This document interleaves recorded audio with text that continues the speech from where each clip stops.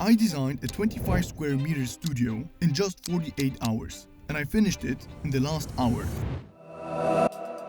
My friend called me about a month ago and said, "Hey, my parents just bought this tiny studio and they really like your videos. Would you be interested in designing it?" At the time, I was still finishing my previous project, so I told him I would do it as soon as I was free. 1 month later, I called him back and asked if the offer was still open. He said, "Yeah, but there's a problem. The building crew starts on Monday." And it was already Friday. So basically, I had to create the full layout and design in just 2 days. As you can see, I said yes. It's a brand new building, so the apartment is in a raw shell condition. Here's what it looks like right now. Overall, it's not bad. We have 2 big windows, a decent balcony, and the bathroom is surprisingly okay for such a small studio. The entry feels a bit awkward though. You open the door and you're basically standing in the middle of the room.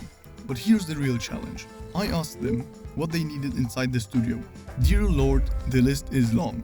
Here's what they want. They basically want a full 40 square meter apartment squeezed into 25 square meters. When I asked about the style, they said simple modern. Color palette, white, dark gray and wood. Some might call it a little boring. And I agree, but there's nothing wrong with simple. With this many things to fit, a clean modern style actually makes a lot of sense. Let's begin with the layout. I'm starting with the so-called entry area. Because the space is so small, I'm placing a big floor-to-ceiling mirror to make it feel optically larger. On the left side, I'll add a coat hanger and shoe storage exactly as they wanted. Walking into the bathroom, we have some limitations. The toilet has to stay roughly in the middle of this wall because of the plumbing pipes, so we'll build the rest of the bathroom around it. Sink goes next to the toilet with storage underneath and a mirror above. On the right wall, they want both a washing machine and a shower cabin. Because of the toilet position, the shower has to go on the far right, otherwise the door won't open. We'll separate them with a small wall and place the washing machine on the other side with storage above it. Moving back to the main room, let's look at the kitchen. The original spot for it was here next to the window, but they decided to move the kitchen to the left of the entrance. In my opinion, that was the right move. It allows us to turn that corner into the bedroom. The kitchen is pretty straightforward. Bottom cabinets, countertop and top cabinets. The only annoying thing is the electrical box. I'll cover it somehow so we don't have to stare at it. Next is the living area. The sofa is the most important piece here because it sits right in the middle of the room. It can't be too big or it will block the walkways. To clearly define the zone, I'm using a large carpet. In front of the sofa, we'll place the TV with a cabinet and a small coffee table. For the dining table, the only logical place left is between the kitchen and the TV. There's really nowhere else we can put it. That leaves us with the bedroom. The client originally wanted a solid wall for the bedroom.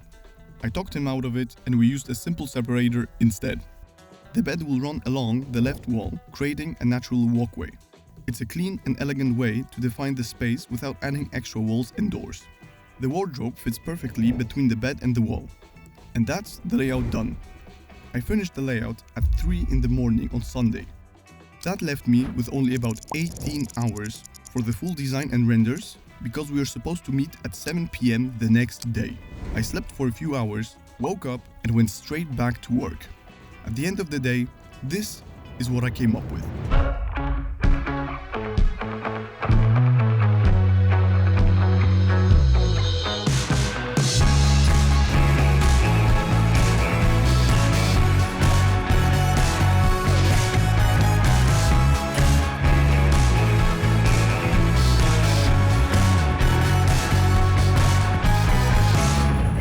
I made these renders at the very last moment, and here's the proof. I messaged them saying I was going to be late because I was still rendering the final shots. I was completely exhausted after this project, but they were really happy with it and pretty impressed that I managed to finish everything in such a short time. Now, let's quickly walk through the final interior. For the flooring, I decided to use tiles throughout the entire studio. Because there is almost no proper entry area, wood panels would get dirty very quickly. I also didn't want to split the floor with different materials in such a small space. Adding extra lines that break up the room is a bad idea, so keeping everything in one material felt like the cleanest and most practical solution. Same idea with the walls. All the walls are white with a smooth plaster finish. The entry, as shown in the layout render, didn't change much. A big mirror, a clothing hanger, and a shoe cabinet. In the kitchen, I kept the simple modern style with a two-tone palette they requested and added a stone countertop. The dining table sits between the kitchen and the TV, with chairs that tuck neatly underneath. I also placed a glass element above the table to visually separate the dining zone. Moving to the living room, I chose a big colorful sofa on tall legs so it wouldn't feel too heavy in a small space. To break up the clean modern look, I added a wabi-sabi coffee table. We also have the TV cabinet, TV, and some hidden LEDs for a cozier evening atmosphere. In the bedroom, we went with a full-height glass separator with soft rounded corners. Right in front, when you enter, there's a large backlit art piece. The wall felt really empty without it. Then we have the wardrobe and bed, a glass cabinet above, and LEDs in the headrest and cabinet to brighten up that corner. Finally, the bathroom. I kept the same floor tiles as the rest of the studio and used the wall tiles the clients sent me. The vertical beige tiles in the shower are the ones I picked myself, and the countertop matches the stone from the kitchen for better cohesion. We also used a darker wood tone for the cabinets because of the entry. It's the only place this color appears and they couldn't change the doors, so we had to implement the color somewhere. They were happy with the living room and the bedroom and approved them, but there were some small changes we had to make. We had a long discussion and ended up making quite a few changes. They wanted more storage and a bigger fridge, so we removed the extra counter space and extended the cabinets all the way to the ceiling. This allowed space for a larger fridge and microwave and a lot more storage. We also replaced the plant and stool with a practical full-height cabinet with open shelving at the bottom. It looks much cleaner and completely hides the ugly electrical box. Originally, I had planned glass separators, but the clients thought it would be too expensive and risky to break. So we switched to a wooden Japanese-style room divider and also removed the glass element above the table. To keep the balance, we changed the dining table to a dark grey stone for better contrast. I also had to change the window frames to white and remove the suspended ceiling with hidden LEDs. Both were sadly over budget. The large backlit wall art had to go as well, but we replaced it with a stylish wall lamp so the area still feels interesting. In the bathroom, the client decided he wants the shower completely flat. That means we'll have to extend the separator wall and washing machine area by about 30 centimeters. I tried to talk him out of it, but he said they will see. We also have to cover a visible pipe running from the toilet to the wall with tiles. Not the prettiest solution, but we don't have much choice. Luckily, those were all the changes they wanted. I sent over the updated renders and they were absolutely thrilled. I didn't charge them for any of this, but I'm happy I did it.